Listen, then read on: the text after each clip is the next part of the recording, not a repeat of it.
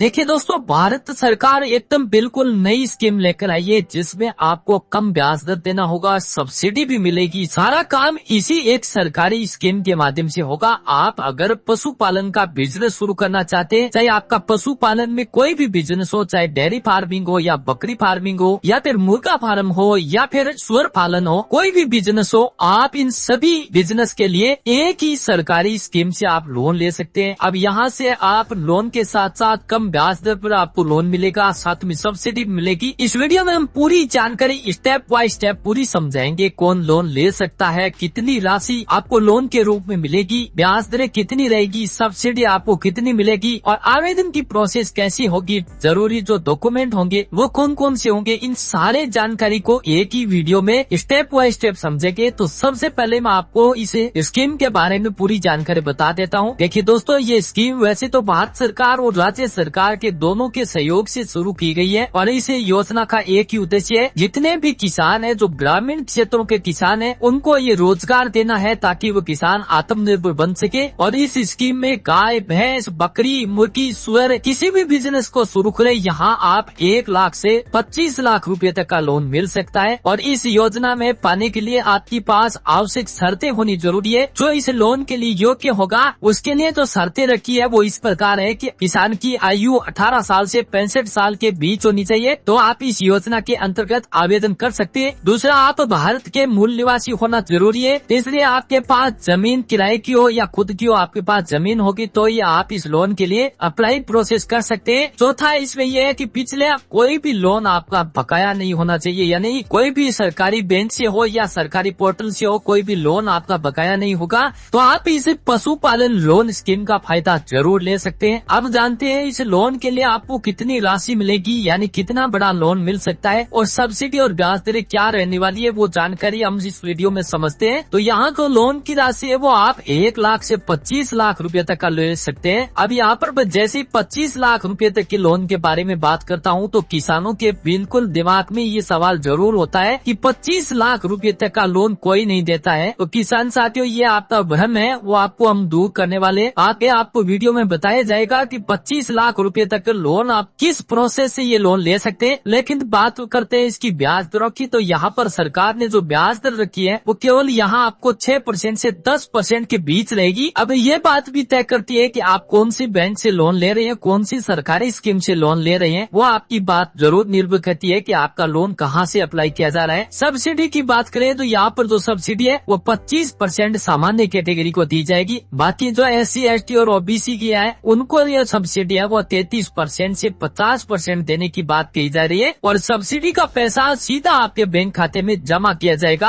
अब उदाहरण के तौर पर मैं आपको बताऊं, अगर आपने 5 लाख रुपए का लोन लिया है और आप SC, ST समुदाय से अप्लाई करते हैं तो फिर आपको 2,50,000 रुपए की सब्सिडी मिल जाएगी। बाकी आपको सिर्फ 2,50,000 रुपए का पेमेंट आपको लोन किस्तों के रूप में या फिर एक साथ पैसा जमा कराना चाहते हैं तो वो भी प्रोसेस कर सकते हैं। मोटा मोटी मेरे कहने का मतलब यह हुआ कि SC, ST और OBC वालों को 50% तक की सब्सिडी दी जा रही है। अब यहाँ पर अगर आप 5 लाख रुपए का लोन ले रहे हैं और सामान्य कैटेगरी के किसान अप्लाई करते हैं तो उस किसान को 1,25,000 रुपए की सब्सिडी मिल जाएगी। बाकी जो 3,85,000 रुपए का लोन बचा हुआ है तो आप किस्तों में वापस भुगतान कर सकते हैं। अब अप्लाई करने की भी 2 तरीके होते हैं। कई किसानों को ऑनलाइन अप्लाई करने के बारे में जानकारी होती है और कुछ किसान ऐसे हैं तो ऑफलाइन तरीके से भी आवेदन करते हैं। किसान साथियों, यहाँ जो वेबसाइट जो शुरू की गई है, जो सरकारी पोर्टल या सरकारी पशुपालन लोन स्कीम शुरू की गई है, इसमें आप 2 तरीके से अप्लाई कर सकते हैं। ऑफलाइन तरीका भी है, ऑनलाइन भी है। अब ऑफलाइन तरीके के आवेदन की बात करें तो आप नजदीकी बैंक शाखा में जाकर इस स्कीम का फायदा उठा सकते हैं। अब बैंक चाहे आपकी SBI बैंक हो, बैंक ऑफ बड़ौदा हो, HDFC हो या PNB हो, कोई भी बैंक हो, यहाँ सब प्रकार की अप्लाई प्रोसेस की जाती है। या फिर दूसरा आपके पास ऑप्शन ये है कि आप पशुपालन विभाग या पशु चिकित्सा केंद्र से संपर्क करके भी अपना ऑफलाइन तरीके से पशुपालन लोन स्कीम का फायदा 2025 की स्कीम का फायदा उठा सकते हैं। नंबर 2 जो ऑनलाइन तरीका आपको बताने जा रहा हूँ, ये आप नाबार्ड की ऑफिशियल वेबसाइट से करवा सकते हैं। या फिर दूसरा आपके पास PMEGP लोन स्कीम है, जो 2 ऑप्शन है आपके आपके पास ऑनलाइन अप्लाई करने के। ये दोनों विकल्प आपके लिए ऑनलाइन किए जा रहे हैं। वेबसाइट का इन फायदों का आप मोबाइल से घर बैठे भी अप्लाई प्रोसेस की जा सकती है। तो पशुपालन स्कीम 2025 में वास्तव में जबरदस्त स्कीम निकाली गई है। अब कोई भी किसान के पास पैसा नहीं है तो भी आप इस बिजनेस की शुरुआत कर सकते हैं, क्योंकि पशुपालन के लिए सरकार आपको लोन दे रही है। बात रही कि आप इस 1 लाख से 25 लाख रुपए के लोन के लिए जो अप्लाई प्रोसेस करने वाले हैं, उसमें आपको सीधा तो 25 लाख रुपए तक का लोन नहीं मिलने वाला है, क्योंकि किसान साथियों यहाँ पर जो सरकार ने नियम बनाया है उसमें आप 1 लाख से 5 लाख रुपए तक का लोन सीधा बिना गारंटी और बिना किसी भी प्रकार की सिक्योरिटी के दिया जा सकता है। लेकिन जैसे ही आप 25 लाख रुपए या बड़े स्तर का बिजनेस शुरू करने के लिए लोन लेना चाहते हैं, तो फिर आपको सबसे पहले जो आपने छोटा लोन लिया उसको आपको पूरा करना होगा, यानी टाइम टू टाइम किस्तों के रूप में जो पैसा होता है उसको चूकता करना होगा। और ये लोन जब आपका रेडी हो जाता है, यानी पूरा संपूर्ण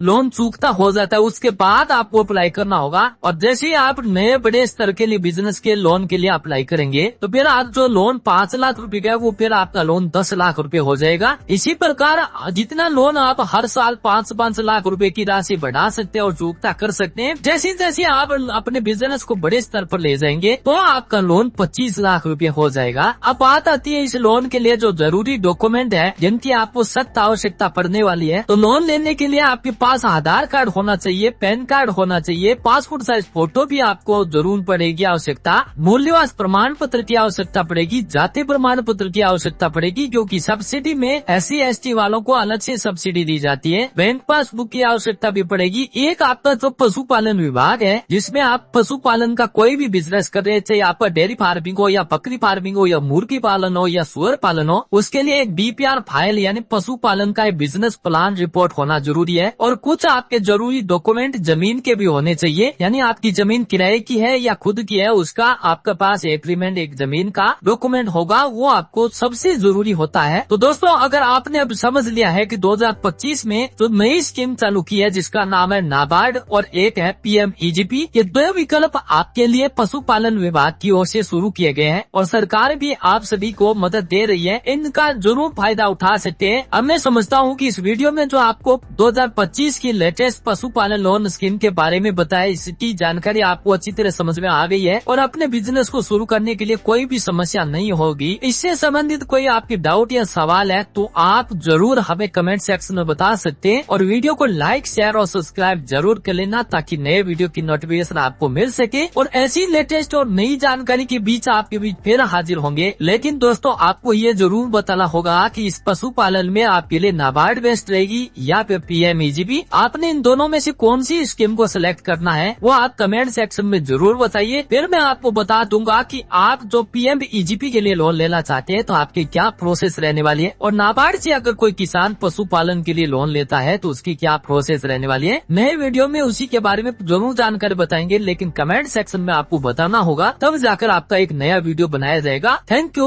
धन्यवाद।